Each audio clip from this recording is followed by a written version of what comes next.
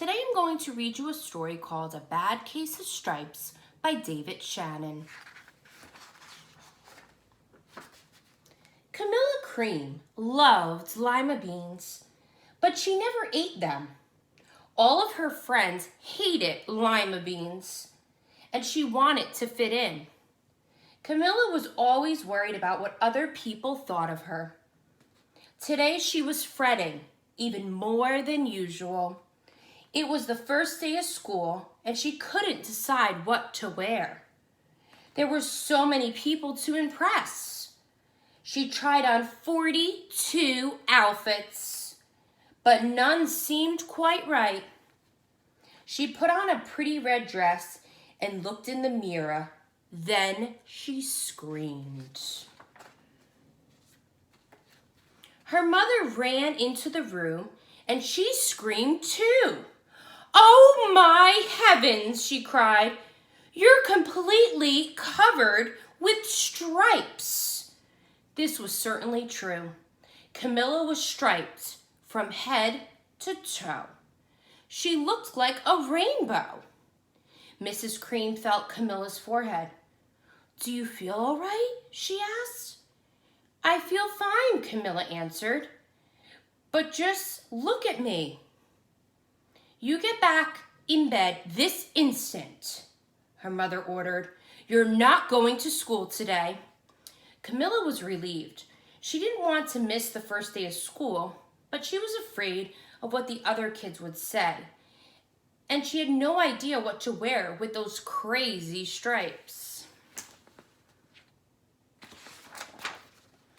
That afternoon, Dr. Bumble came to examine Camilla. "Most extraordinary," he explained. "I've never seen anything like it. Are you having any coughing, sneezing, runny nose, aches, pains, chills, hot flashes, dizziness, drowsiness, shortness of breath, or uncontrollable twitching?" "No," Camilla told him. "I feel fine." "Well then," Dr. Bumble said, turning to Mrs. Cream, "I don't see any reason why she shouldn't go to school tomorrow. Here's some ointment that should help clear up those stripes in a few days. If it doesn't, you know where to reach me." And off he went. The next day was a disaster. Everyone at school laughed at Camilla. They called her Camilla Crayon, and at night of the living lollipop.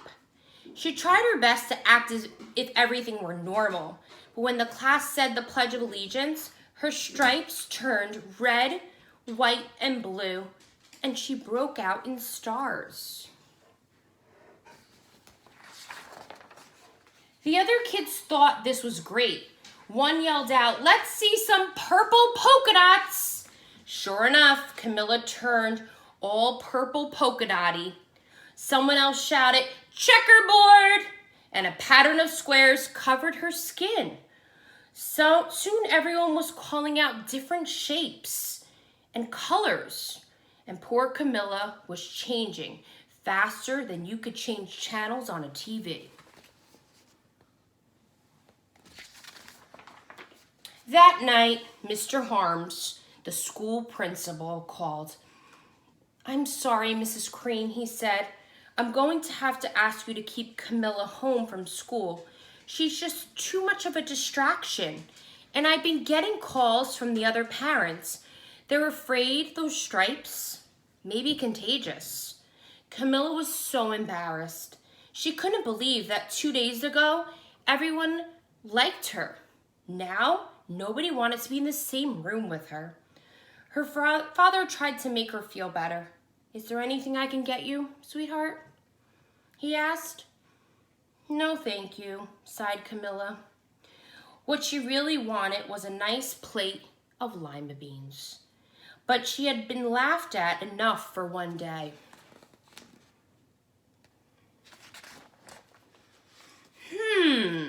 Well, I see," Dr. Bumble mumbled when Mr. Cream phoned. The next day, "I think I'd better bring in the specialist. We'll be right over." About an hour later, Dr. Bumble arrived with 4 people in long white coats. He introduced them to the creams. This is Dr. Croup, Dr. Sponge, Dr. Cricket, and Dr. Young. Then the specialists went to work on Camilla. They squeezed and jabbed, tapped, and tested. It was very uncomfortable. Well, it's not the mumps, concluded Dr. Croup. Or the measles, said Dr. Sponge. Definitely not the chicken pox, put in Dr. Cricket. Or sunburn, said Dr. Young. Try these, said the specialist. They each handed her a bottle filled with different colored pills. Take 1 of each before bed, said Dr. Croup. Then filed out the front door, followed by Dr. Bumble.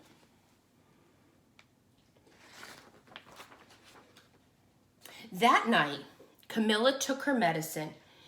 It was awful. When she woke up the next morning, she did feel different, but when she got dressed, her clothes didn't fit right.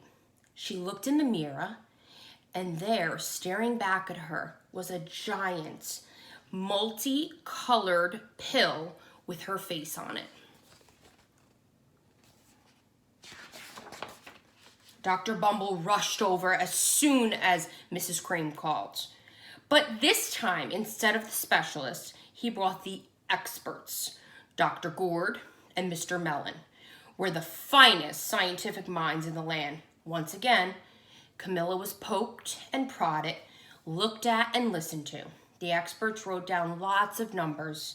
Then they huddled together and whispered. Dr. Gourd finally spoke. It might be a virus, he announced with authority. Suddenly, fuzzy little virus balls appeared all over Camilla. Or possibly some form of bacteria, said Dr. Mellon. Out popped squiggly little bacteria tails. Or it could be a fungus, added Dr. Gourd. Instantly, Camilla was covered with different colored fungus blotches. The experts looked at Camilla, then at each other. We need to go over these numbers again back at the lab, Dr. Gourd explained. We'll call you when we know something, but the experts didn't have a clue, much less a cure. By now, the TV news had found out about Camilla. Reporters from every channel were outside her house telling the story of the bizarre case of the incredible changing kid. Soon, a huge crowd was camped out on the front lawn.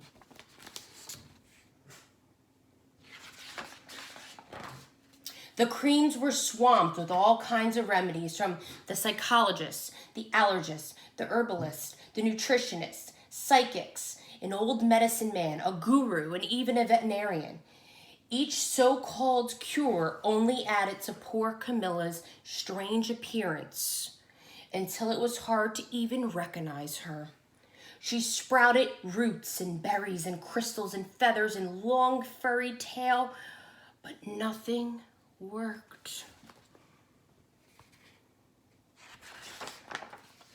One day, a woman who called herself an environmental therapist claimed she could cure Camilla. Close your eyes, she said. Breathe deeply and become one with your room. I wish you hadn't said that, Camilla groaned. Slowly, she started to melt into the walls of her room. Her bed became her mouth. Her nose was a dresser, and 2 paintings were her eyes. The therapist screamed and ran from the house. What are we going to do? Cried Mrs. Cream. It just keeps getting worse and worse. She began to sob.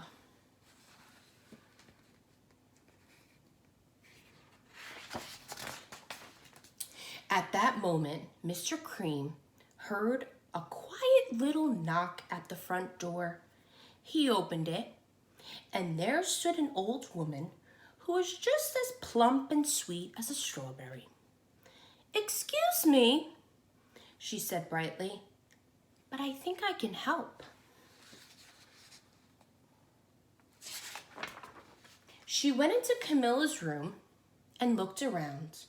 "My goodness," she said with a shake of her head. "What we have here is a bad case of stripes.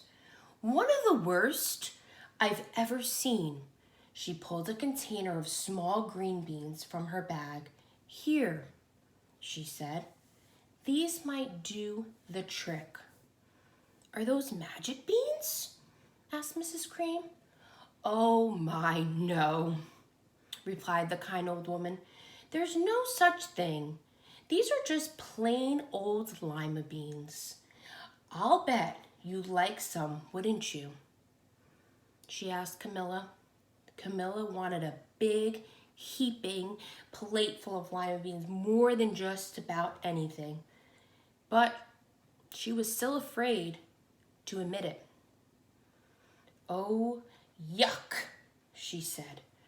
"No one likes lima beans, especially me." "Oh dear," the old woman said sadly. "I guess I was wrong about you." She put the beans back in her bag and started toward the door. Camilla watched the old woman walk away. Those beans would taste so good. And being laughed at for eating them was nothing compared to what she's been going through. She finally couldn't stand it.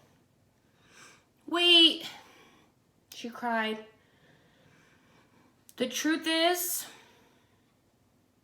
I really love lima beans." "I thought so," the old woman said with a smile. She took a handful of beans and popped them into Camilla's mouth. "Mmm," said Camilla. Suddenly the branches, feathers, and squiggly tails began to disappear. The whole room swirled around. When it stopped, there stood Camilla, and everything was back to normal. "I'm cured!" she shouted. "Yes," said the woman. "I knew the real you was in there somewhere." She patted Camilla on the head, then she went outside and vanished into the crowd. Afterward, Camilla wasn't quite the same. Some of the kids at school said she was weird, but she didn't care a bit. She ate all the lima beans she wanted, and she never had even a touch of stripes again. The end.